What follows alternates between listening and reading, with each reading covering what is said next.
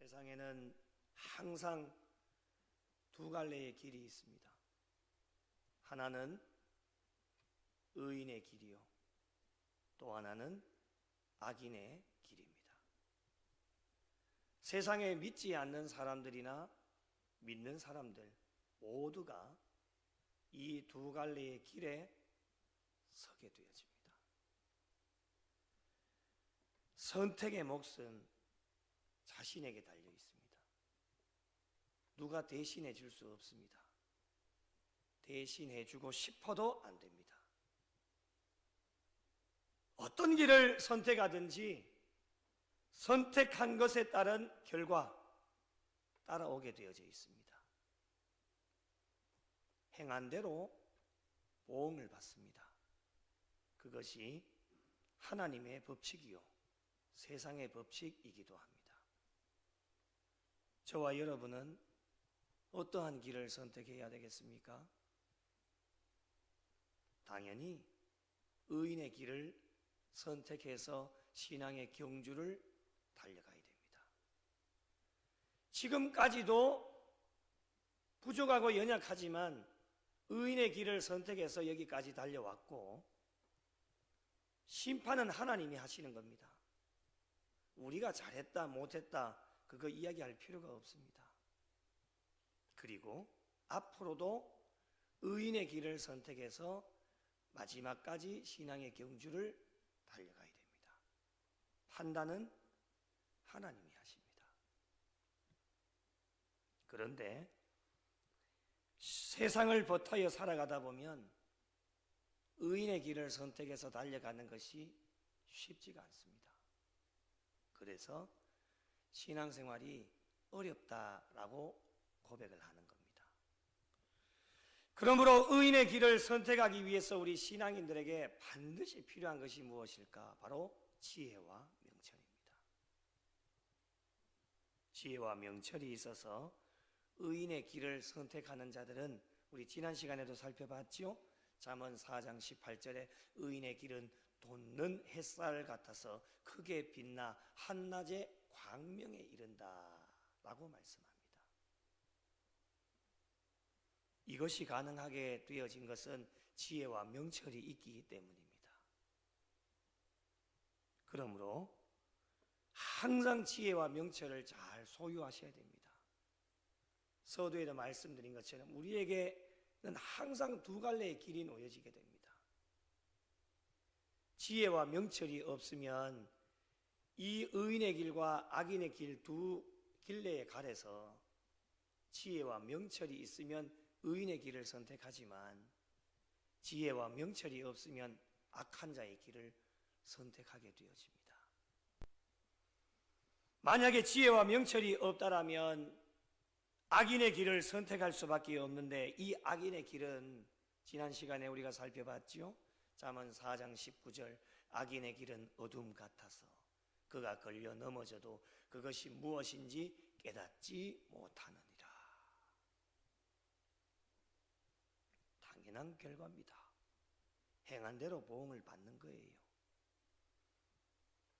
지혜와 명철이 없기 때문에 무엇이 선한지 악한지를 구별할 수가 없어서 악인의 길을 선택할 수밖에 없는 겁니다. 이들이 돌아오는 길은 회개밖에는 없는데 깨달음의 은혜도 없으니 아무리 하나님께서 회개할 수 있는 기회를 주셔도 돌아오지 못할 수도 있다라고 하는 겁니다. 그래서 다시 한번 강조해 주시는 것이 무엇입니까? 신앙인들의 삶에 지혜와 명철이 참 중요하다. 정말 없어서는 안 되는 것이다. 그래서 지혜가 죄일이다. 지혜는 진주보다 귀하다. 세상에 어떠한 것과도 바꿀 수 없는 것이 지혜와 명철이다 라고 하는 것을 우리에게 말씀으로 권면해 주십니다. 그러므로 여러분, 우리의 남은 여생 하나님께서 주시는 지혜와 명철을 늘 사모하고, 사모하는 자에게 주시지 않습니까? 사모하고 여러 가지 방법을 통해 하나님께서 지혜와 명철을 주실 때에는 우리의 신앙의 삶에 잘 적용하시고, 그리고 하나님 주신 지혜와 명철을 잃어버리지 않도록 끝까지 최선을 다해 노력해야 됩니다. 다른 거 다 잃어버려도 지혜와 명철은 잃어버리지 않도록 잘 간직해서 신앙의 경주를 달려가야 됩니다. 돈 좀 잃어버려도 괜찮습니다. 핸드폰 잃어버려도 괜찮아요. 지갑 잃어버린다고 죽는 거 아닙니다.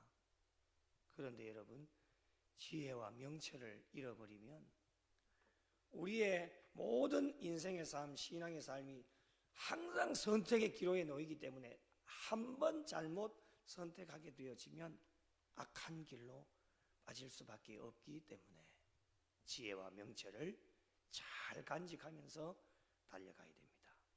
그렇다면 이제 우리의 남은 여생, 우리 신앙인들이 주님 앞에 가시는 그날까지 계속 신앙의 경주를 달려가게 되어지는데, 어떻게 하면 하나님께서 주신 지혜와 명철을 잃어버리지 않고 잘 간직할 수 있을까? 이게 이제 우리에게 주어진 숙제입니다. 그 답을 오늘 말씀 가운데 우리에게 주십니다. 결론부터 말씀드리면 마음을 잘 지키시면 됩니다. 한번 따라 하실까요? 마음을 잘 지키자.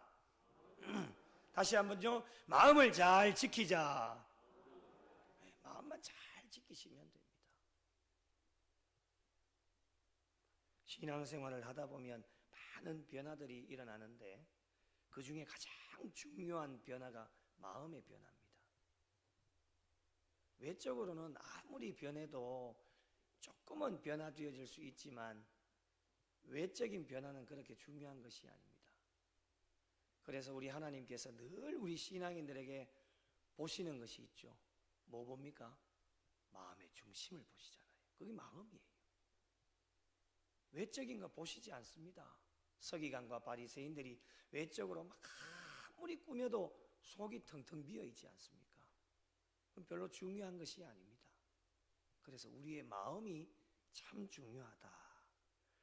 마음이 변하지 않으면 절대로 움직일 수가 없고, 마음이 변하지 않으면 생각도 변하지 않고, 마음이 변하지 않으면 온전한 신앙의 삶을 살아갈 수가 없습니다. 그래서 교회를 떠났다가 다시금 교회로 돌아오시는 분들 보면 외적인 변화가 일어나서 교회로 다시 돌아오는 게 아니라 마음의 변화가 일어났기 때문에 그래서 돌아오는 겁니다. 우리가 작정한 영혼을 위해 기도하는데 결국은 외적인 거 변하는 것이 아니라 마음이 변하면 돌아오게 되어져 있습니다. 그리고 돌아와야 된다는 것 알고 있습니다. 그 마음을 아직 변화시키지 못했기 때문에 성령님이 들어가셔서 그 마음을 변화시켜야 우리가 노력하지 않아도 언젠가는 때가 되어지면 하나님께로 돌아오게 되어져 있습니다. 우리가 그것을 놓고 하나님 앞에 지금 그 때를 기다리면서 하나님 앞에 기도하고 있는 겁니다. 그만큼 마음이 중요하다라고 하는 겁니다. 얼마나 중요한지 오늘 말씀 잠언 4장 23절에 아주 유명한 말씀이 나옵니다. 23절 같이 한번 읽어보겠습니다. 시작. 모든 지킬 만한 것 중에 더욱 내 마음을 지키라. 생명의 근원이 이에서 남이니라. 아멘. 할렐루야. 마음이 엄청 중요하다는 것 이 한 구절에 다 표현이 됩니다. 생명의 근원이 이에서 난다. 세 번역에는 그 무엇보다도 너는 네 마음을 지켜라. 그 마음이 바로 생명의 근원이기 때문이다. 이렇게 번역합니다. 진짜 마음 지키는 게 어렵지요. 살아가다 보면 세상에서도 그렇고 신앙생활에도 그렇고 마음만 잘 지키면 어떤 문제도 일어나지 않습니다. 세상 사람들과 버타에서 생업과 일터에서 일하다 보면 마음을 지키지 못해서 서로 다투기도 하고 싸우기도 하고 그렇게 하잖아요. 교회 안에서도 마찬가지인 거예요. 하나님이 붙여주신 동역자들과 함께 신앙생활을 하다 보면 마음만 잘 지키면 어떤 것도 문제가 될 게 없습니다. 결국에는 마음 지키지 못하니까 나도 마음 상하고 나로 인하여서 상대방도 마음도 상하게 되는 그런 일들이 벌어지게 되어진다라고 하는 것. 그래서 마음을 지키는 것이 참 중요하다. 그 무엇보다도 가장 중요한 것임을 강조해 주시면서 다른 어떤 것과도 비교할 수 없는 중요한 것임을 우리에게 말씀을 하고 있습니다. 그래서 신앙인들은 마음을 잘 지키기만 하면 무슨 일을 해도 하나님께 영광을 돌릴 수 있겠지만 마음을 지키지 못하면 결국에는 하나님을 욕되게 하는 일이 발생하게 되어진다라고 하는 겁니다. 그렇다면 마음을 지키기 위해서 어떻게 해야 될 것인가 오늘 말씀을 통해 몇 가지를 한번 살펴보겠습니다. 첫째로 마음을 지키기 위해서는 하나님의 말씀에 귀를 기울여야 됩니다. 20절과 21절 말씀 보십시오. 내 아들아 내 말에 주의하며 내가 말하는 것에 네 귀를 기울이라. 22절요. 20절, 21절, 20절 한번 띄워주십시오. 내 아들아 내 말에 주의하며 내가 말하는 것에 내 귀를 기울이라. 21절 그것을 내 눈에서 떠나게 하지 말며 내 마음속에 지키라. 이렇게 말씀합니다. 하나님의 말씀을 마음속 깊이 간직하라는 이야기입니다. 여러분, 사람들의 마음속에 하나님의 말씀이 있지 않고 다른 것이 자리 잡고 있다 라고 한다면 마음을 지키기가 어렵습니다. 왜 죄를 짓습니까? 오늘도 하루 살아가면서 많은 죄를 알게 짓는 죄도 있고 모르게 짓는 죄도 있으실 텐데 왜 죄를 짓습니까? 그 이유는 마음에 악한 것이 있기 때문입니다. 그런데 하나님의 말씀이 저와 여러분의 삶 가운데 마음속에 자리 잡고 있다라고 하면 절대로 죄를 지을 수가 없습니다. 왜 그렇습니까? 하나님의 말씀이 저와 여러분을 악한 길로 인도하지 않기 때문입니다. 하나님의 말씀은 디모데후서 3장 16절과 17절 잘 나오지 않습니까? 모든 성경은 하나님의 감동으로 된 것으로 교훈과 책망과 바르게 함과 의로 교육하기에 뭐하다고요? 유익한 거예요. 하나님의 말씀은 유익합니다. 저희들을 악의 구렁텅이로 빠뜨리게 하시지 않습니다. 그리고 17절 이는 하나님의 사람으로 온전하게 하며 모든 선한 일을 행할 능력을 갖추게 하시는 것이 하나님의 말씀입니다. 하나님의 말씀은 유익합니다. 그러므로 저희들을 선한 길로 인도하셔서 저와 여러분의 마음을 흐트러지지 않도록 마음 상하지 않도록 지켜주시는 것이 무엇이냐? 하나님의 말씀입니다. 그러므로 날마다 하나님의 말씀을 가까이 하고 여러 가지 방법을 통해 하나님께서 말씀해 주실 때에 어떻게 해야 되느냐? 귀를 기울여야 됩니다.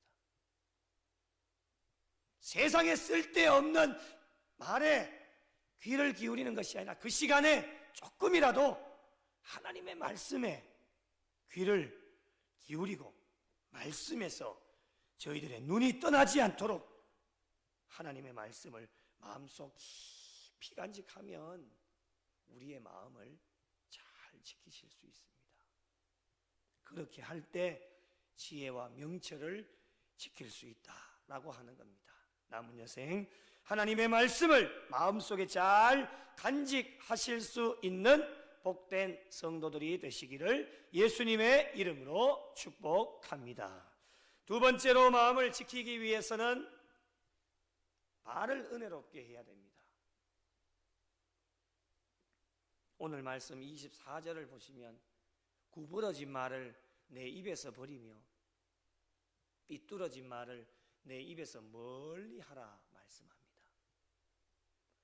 구부러진 말을 세번역에 보면 왜곡된 말, 공동번역에 보면 남 속이는 말, 현대인의 성경에는 더럽고 추한 말 이렇게 번역을 합니다.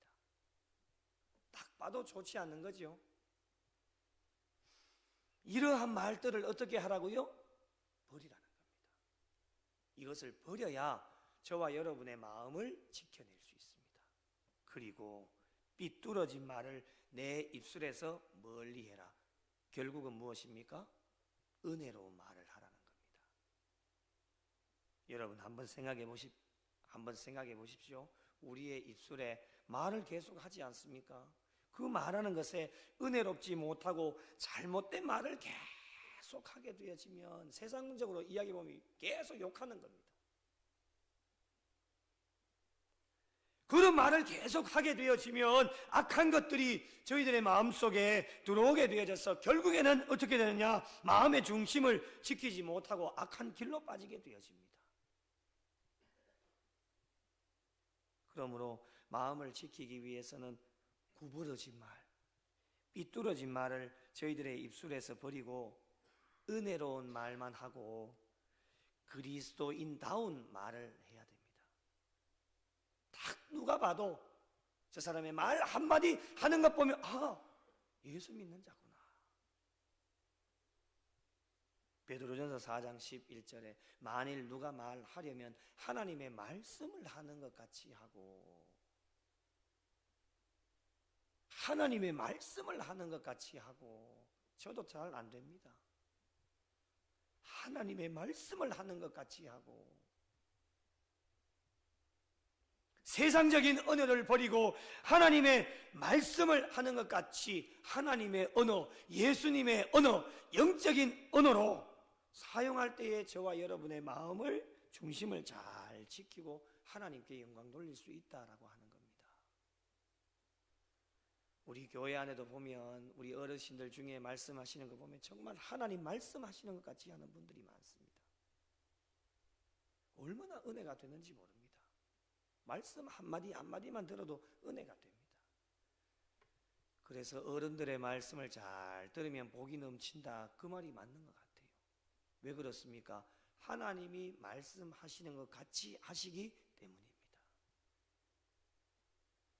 남은 여생도 저희들의 입에서 구부러진 말을 버리시고 은혜와 사랑의 말을 하셔서 저와 여러분의 마음을 잘 지키고 저와 여러분의 말 한마디로 사람을 살려내는 하나님의 놀라운 역사를 경험하실 수 있는 성도들이 되시기를 예수님의 이름으로 축복합니다. 세 번째로 마음을 지키기 위해서는 눈을 은혜롭게 해야 됩니다. 눈이 은혜롭다 라고 하는 것이 무엇일까요? 눈이 예뻐서 쌍수를 해가지고 이쁜 게 아닙니다.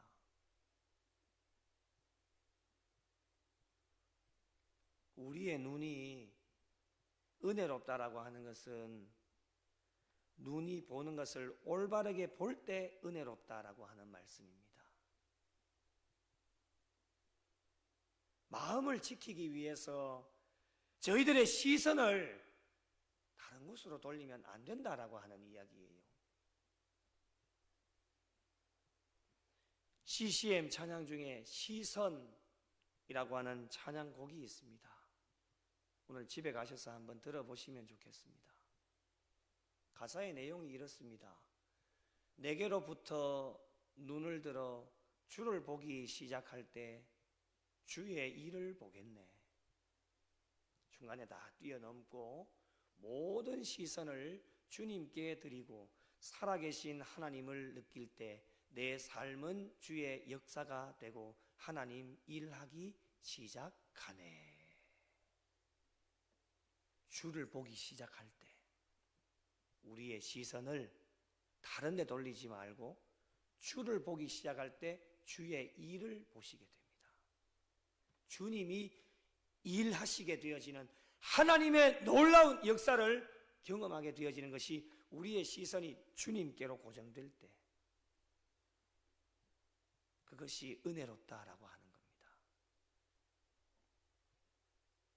가사의 내용을 저와 여러분의 삶에 적용을 해보면 저희들의 눈은 무엇을 바라보아야 되느냐? 오직 하나님만 바라보셔야 됩니다. 하나님을 바라볼 때 하나님께서 일하셔서 하나님의 놀라운 역사를 경험할 수 있다라고 하는 것입니다. 그런데 여러분, 저희들의 눈이 주님 바라보지 않고 곁눈질해서 다른 곳, 다른 것, 세상의 것을 바라본다라면 저와 여러분의 마음을 지켜내기가 어렵습니다. 지금까지도 많이 경험하셨을 겁니다. 그 모든 것 다 내려놓고 오늘부터라도 우리의 시선을 오직 주님께로만 고정해야 됩니다. 대표적인 것이 무엇입니까? 물질입니다. 더 많은 것들이 있지만 우리의 삶에 가장 근접해 있는 물질, 하나님을 바라보지 않고 물질을 바라보게 되어진다라고 가정한다라면 마음을 지켜낼 수 있을까? 없습니다. 세상 사람들이 왜 범죄가 일어납니까? 물질 바라보면서 마음 지키지 못하기 때문에 그거 얻으려고 사람 죽이는 겁니다. 마음만 잘 지켜보십시오. 사람 죽일 리가 있겠습니까? 그런 죄 범하지 않습니다. 오늘 저와 여러분도 마찬가지입니다. 누구도 예외가 될 수 없습니다. 물질 앞에 장사 없다라고 이야기를 하지요. 물질 앞에 장사 없습니다. 목회자도 다 넘어집니다. 직분하고 아무 상관이 없어요.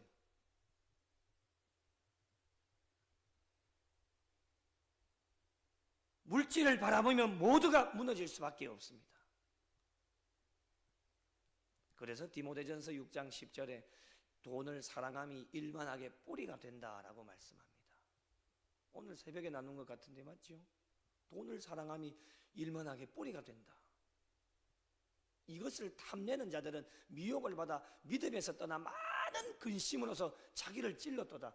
지금도 예배드리면서 물질 생각하고 물질 바라보면 자기 심정을 콕콕콕 찌르는 거예요. 마음을. 믿음에서 떠난 거라니까요. 몸은 교회 안에 있지만 물질 막 생각하고 계속 그거 생각하고 있으면 예배드리면서도 자기의 마음을 계속 찌르는 거예요.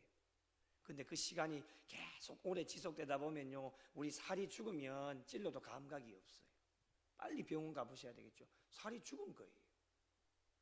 영적 감각이 죽으면 내 심령을, 내 마음을 콕콕콕 계속 찔러도 아픈 줄도 몰라요.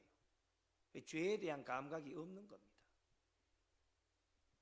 요즘 시대의 사람들이 여기까지 빠져 있다고 하는 겁니다. 신앙인들도 예외가 될 수 없습니다. 물질 앞에 장사가 없어요. 돈은 일만하게 뿌리가 되어진다라고 분명하게 말씀하여 주셨기 때문에 우리 신앙인들은 어떠한 물질의 유혹이 있어도 저와 여러분의 마음을 끝까지 지켜내어야 하기 때문에 히브리서 12장 2절 믿음의 주요 또 온전하게 하시는 이인 예수를 바라보자. 할렐루야. 주님만 바라보셔야 됩니다. 우리의 시선을 오직 주님께만 고정시켜야 됩니다. 여러분 양궁 선수들 아시죠? 양궁 선수들이 70m, 80m 밖에 있는 그 관역에 중앙의 점만 바라보고 활 시위를 당깁니다. 오직 그것만 봅니다. 다른 데 보면 안 됩니다. 그것만 보고 쏘니까 10점에 만점에 들어가는 겁니다. 다른 데 보고 쏜다 하면 어떻게 그쪽으로 들어갈 수 있겠습니까? 저와 여러분의 신앙의 삶도 마찬가지. 우리의 마음을 잘 지켜내기 위해서는 세상에 잡다한 것들이 너무너무 많지 않습니까? 얼마나 많은 유혹이 있는지 모릅니다. 그런 대로 곁눈질 하지 마시고 막 이쪽에서 소리를 질러도 귀를 닫으시고 오직 우리의 시선은 주님께로만 집중하며 나가면 저와 여러분의 마음을 지켜낼 수 있습니다. 남은 여생 저희들의 마음을 잘 지키기 위해 저희들의 눈을 예수님께 고정시키시고 세상 것에는 어두워지셔서 마음도 지키고 하나님의 일하심을 바라보셔서 하나님의 역사를 체험하실 수 있는 복된 성도들이 되시기를 예수님의 이름으로 축복합니다. 마지막 네 번째로 마음을 지키기 위해서는 신앙인들의 발걸음이 하나님께 기쁨이 되어야 됩니다. 오늘 말씀 26절을 한번 보십시오. 내 발이 행할 길을 평탄하게 하며 내 모든 길을 든든히 하라 말씀합니다. 세 번역에는 이렇게 번역을 해요. 발로 디딜 곳을 잘 살펴라. 내 모든 길이 안전할 것이다. 저희들의 발걸음이 하나님께서 원하시는, 기뻐하시는 발걸음이 되어야 된다라고 하는 겁니다. 그래야지만 평안의 길을 걸어갈 수 있습니다. 어떻게 하면 좋을까요? 아주 간단합니다, 여러분. 가야 할 곳에 가면 되고요. 가지 말아야 할 곳은 가지 말아야 됩니다. 무슨 뜻인지 아시죠? 가야 할 곳은 가야 되고 가지 말아야 할 곳은 가지 말아야 됩니다. 이렇게 살면 저와 여러분의 마음을 잘 지켜내실 수 있습니다. 하나님께서 기뻐하시는 곳에 가는 것은 은혜가 되고 그 자리에 저와 여러분이 있으면 하나님께서 칭찬해 주십니다. 예배의 자리, 기도의 자리, 찬송 부르는 자리, 섬기는 자리, 봉사의 자리에 저와 여러분이 계신다라면 저와 여러분의 마음에도 은혜가 되고 다른 사람에게도 좋은 영향력을 줄 수 있습니다. 그런데 가지 말아야 할 곳에 가게 된다면 죄를 짓게 되어져서 마음이 흔들리고 마음의 중심이 흐트러져서 하나님께서 기뻐하시지 않습니다. 시기하고 질투하는 자리, 거기에 앞장서는 사람들이 있습니다. 남을 욕하는 자리, 앞장서는 사람이 있습니다. 원망하고 불평하는 자리, 앞장서는 사람이 있습니다. 비판하는 자리, 교회도 비판하고 모든 직분자들 다 비판하고 자기만 옳대요. 거기에 앞장서는 사람이 있습니다. 세상에서 은혜가 되지 않는 곳에 가게 되어지면 나에게도 좋지 않고 믿는 자로서 좋지 않은 영향력을 끼치게 되어집니다. 그래서 가지 말아야 할 곳에 가게 되면 어떤 결과가 주어지게 되느냐? 마음이 무너져서 삶이 평탄하지 못하고 결국에는 멸망의 길로 가게 되어집니다. 지금까지 저와 여러분의 삶을 돌아보시고 그리고 오늘의 삶의 자리를 꼭 점검하시고 꼭 가야 할 곳에 있는지, 지금 나의 자리가, 지금 내가 발을 딛고 있는 곳이 가지 말아야 할 곳에 있다라면 뒤돌아보지도 마시고 과감하게 버리고 떠나셔서 다시금 마음을 새롭게 붙잡을 수 있는 신앙의 삶이 되어야 됩니다. 그리고 남은 여생, 오늘 마지막 27절에 주시는 말씀처럼 좌로나 우로나 치우치지 말고 네 발을 악에서 떠나게 하라. 우리는 악한 세상 가운데 살아갑니다. 많은 유혹 가운데 살아갑니다. 네 발을 악에서 떠나게 하라. 주님이 말씀하십니다. 사랑하는 성도 여러분, 저희들이 살고 있는 이 세상은 복잡하고 유혹이 많고 정말 다양한 일들이 일어나고 있습니다. 상상을 초월하는 일들이 지금 우리 주변에서 일어나고 있습니다. 이러한 때에 마지막까지 우리는 신앙의 경주를 달려가야 되는데 저와 여러분에게 꼭 필요한 것은 지혜와 명철입니다. 돈도 이제는 필요 없을 것 같아요. 물론 세상을 살아가기 위해서는 돈이 필요하겠지만은 영적인 일에 우리에게 가장 필요한 것은 지혜와 명철. 하나님께서는 신앙인들에게 여러 가지 방법을 통해서 지혜와 명철을 허락해 주시는데 지혜와 명철을 잃어버리지 않고 우리의 심령 가운데 잘 지켜내기 위해서는 저와 여러분의 마음을 끝까지 잘 지켜내셔야 됩니다. 마음이 왜 중요합니까? 다시 한번 강조해 주시는데 생명의 근원이 이에서 나기 때문입니다. 남은 여생 하나님께서 주신 마음을 잘 지켜내시기 위해서 남은 여생도 주님 앞에 가시는 그날까지 하나님의 말씀에 귀를 기울이시고 은혜로운 말을 하시고 예수 그리스도를 바라보며 하나님께서 기뻐하시는 자리에 저와 여러분들이 있게 하셔서 마음을 잘 지켜내시고 하나님께서 주시는 지혜와 명철을 잘 간직해서 남은 여생도 맡겨주신 일과 모든 선택의 순간에 하나님 기뻐하시는 선택을 하셔서 의인의 길로 하나님께 영광 돌리고 하나님을 기쁘시게 해드리실 수 있는 교회와 복된 성도들이 되시기를 예수님의 이름으로 간절히 축원합니다. 소망없는 세대 가운데 빛을 잃은 세상 향하여 진리의 등대로 세우신 몸된 교회 복음의 능력 나타내소서 예수의 흘리신 보혈로 사신 교회 십자가 사랑만 증거하는 교회 죽어가는 영혼 살려 일으키고 가난한 자에게 나눔과